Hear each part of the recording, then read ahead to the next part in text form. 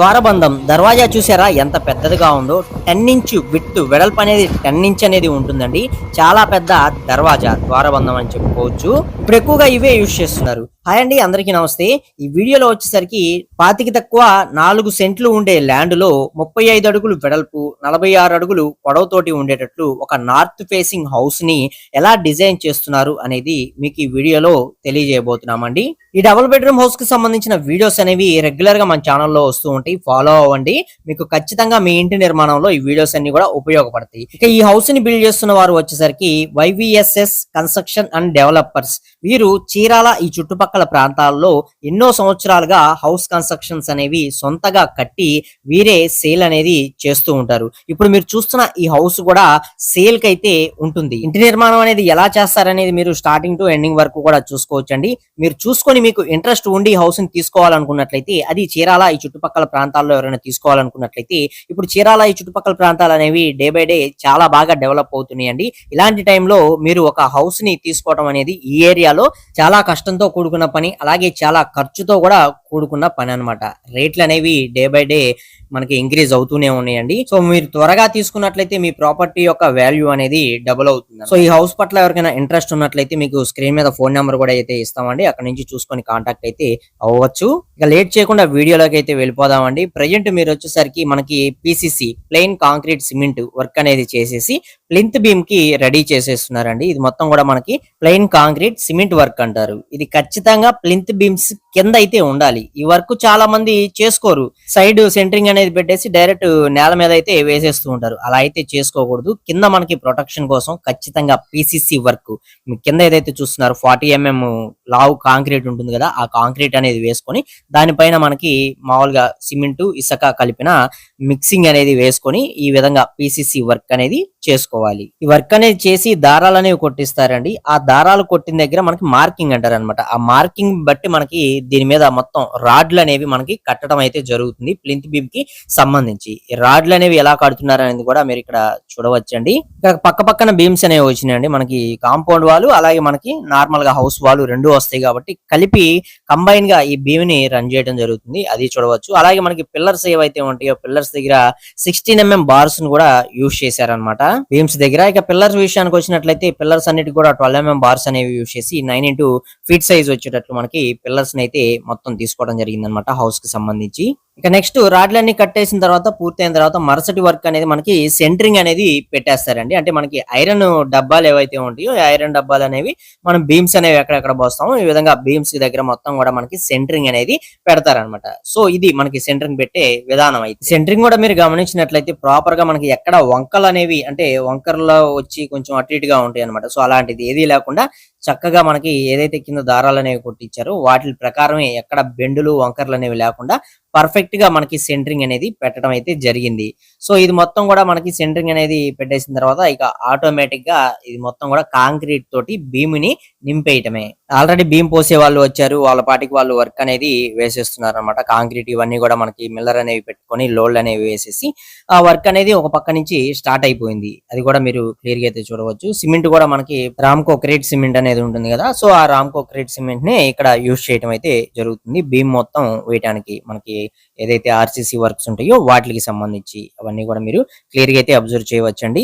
అలాగే మనం బీమ్స్ అనేవి వేసుకునేటప్పుడు గానీ కాంక్రీట్ వర్క్స్ అనేవి కొన్ని చేసుకునేటప్పుడు కానీ ఖచ్చితంగా వైబ్రేటర్ అనేది వేసుకోవాలండి. వైబ్రేటర్ అనేది వేసుకున్నట్లయితే కాంక్రీట్ అనేది మొత్తం స్ప్రెడ్ అయ్యి మనకి perfect beams perfect RCC work అనేది జరుగుతుంది అనమాట. సో ఖచ్చితంగా మనం చేసుకునే ఈ బీమ్స్ వర్క్ కావచ్చు వీటిలో మనం మస్ట్ అండ్ షూట్ గా ఈ యొక్క వైబ్రేటర్ అనేది రన్ చేసుకోవాలన్నమాట. ఇది ముఖ్యంగా గుర్తు పెట్టుకోండి. ఎవరు ఇంటి నిర్మాణం అనేది చేసుకున్నా ఈ జాగ్రత్తలు అనేవి కొన్ని పాటించుకోవాలి. సో ఆ రోజు ఈవినింగ్ కల్లా మనకి ప్లింత్ బీమ్ వర్క్ కూడా కంప్లీట్ అయితే అవడం జరిగిందండి. బీమ్స్ అన్ని కూడా పర్ఫెక్ట్ గా అయితే పోసేసారనమాట.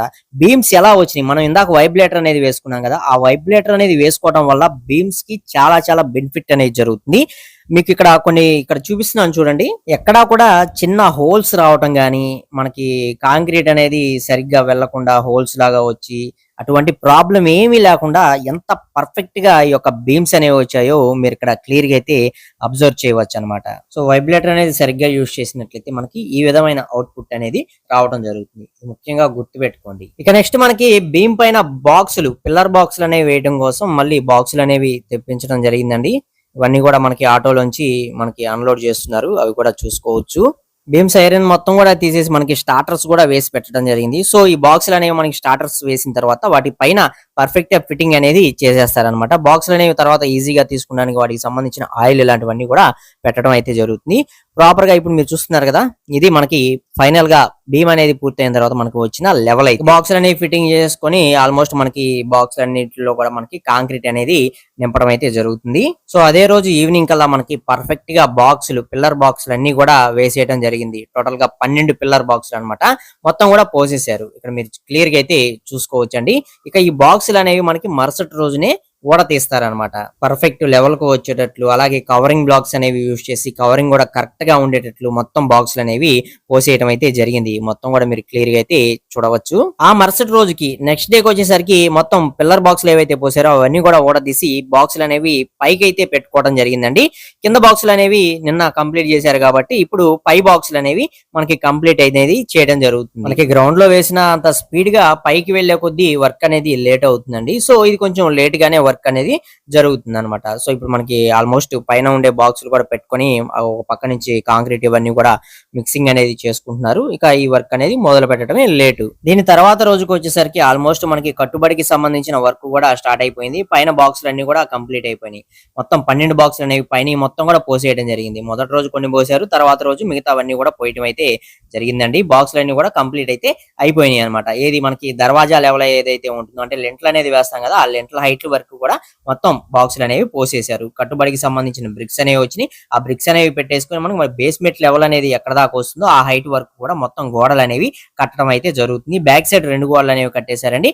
అలాగే మనకి ఇటువైపు గోడ కూడా మనకి రన్నింగ్ అనేది చేయడం జరుగుతుంది. అలాగే వేస్ట్ వాటర్ కోసం మనకి ఇంకుడు గుంటలు ఏవైతే ఉంటే వాటికి సంబంధించిన వరలు కూడా మనకి బ్యాక్ సైడ్ అయితే దింపడం జరిగింది. సెప్టిక్ ట్యాంక్ సంబంధించిన వరలు అనేవి ఫ్రంట్ లో అయితే మనకి దింపడం అయితే జరిగింది. సో ఈ విధంగా వరలు వరకు కూడా మనకి ముందుగానే చేసేసుకోవడం అయితే జరిగింది అనమాట. అలాగే కట్టుబడి కట్టే దగ్గర మీరు గమనించారన్నట్లయితే ఏ హైట్ వస్తుందో ఆ హైట్ వరకు మనకి బ్రిక్ వర్క్ అనేది ఎక్కడ వరకు కడతారో ఆ హైట్ వరకు కూడా మనకి పిల్లర్స్ దగ్గర సిమెంట్, అంటే మనకి ఉత్త సిమెంట్ ని ఒండ్రుగా మనకి పోస్తారనమాట. సో ఇది చాలా స్ట్రాంగ్ గా ఇటుక రాయి అలాగే మనకి కాంక్రీట్ స్ట్రక్చర్ అనేది రెండు బాండింగ్ అనేది పర్ఫెక్ట్ గా ఉండడం కోసం ఈ వర్క్ కూడా చేస్తారు. అది కూడా ఇక్కడ చేస్తున్నారు, అది కూడా మీరు గమనించవచ్చు. సో మరుసటి రోజు సాయంత్రం కల్లా మొత్తం వర్క్ అనేది కంప్లీట్ అయితే అయిపోవడం జరిగిందండి.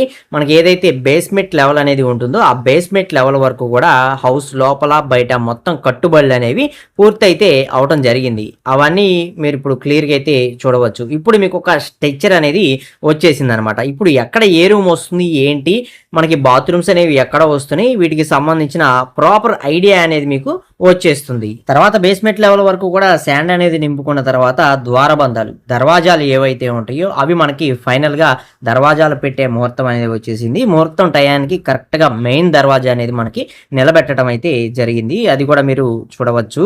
దర్వాజా కూడా పెద్దదనేది మనకి టేకుడ్ దర్వాజా, అలాగే పెద్దదనమాట. మనకి విట్టే 10 ఇంచ్ అనేది రావడం జరుగుతుంది అనమాట.